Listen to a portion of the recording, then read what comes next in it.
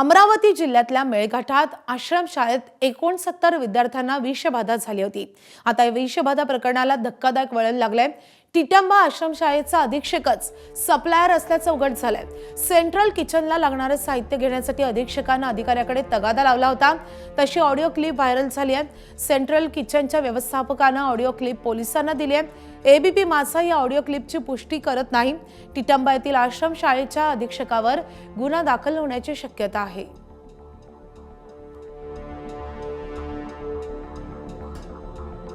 टिटंबा आश्रमशाळेचे अधीक्षक संदीप गोळे यांनी वारंवार फोनद्वारे व प्रत्यक्षात भेटून सेंट्रल किचनसाठी लागणारा पुरवठा तसेच साहित्य हे माझ्याकडून घ्यावे असे धमकावत होते।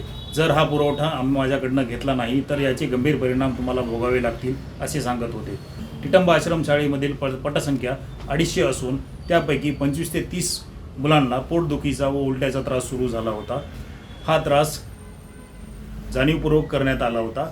तरी या प्रकरणाची सखोल चौकशी व्हावी व दोषींवर कठोराती कठोर कारवाई व्हावी ही आमची सेंट्रल किचनतर्फे मागणी आहे। ते आता तुमच्या सेंट्रल किचनला ज्या काही बाबी लागणार हो तर तुम्ही इकडे सर्व सेटअप केला आहे का पूर्ण? इकडं म्हणजे कुठं?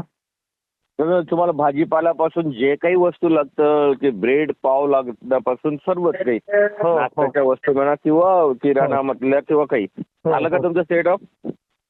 हा म्हणजे मला वाटतं वेंडर आमच्या परचेस डिपार्टमेंटने फायनल केलेच वाटतं।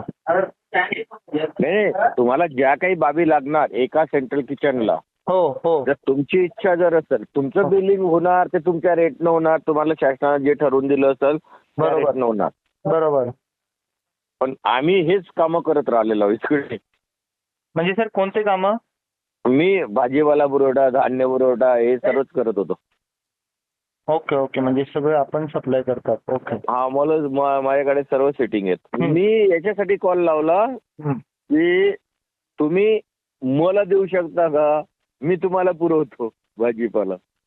तर ते मला माझ्या परचेस डिपार्टमेंटशी एकदा बोलावं लागेल।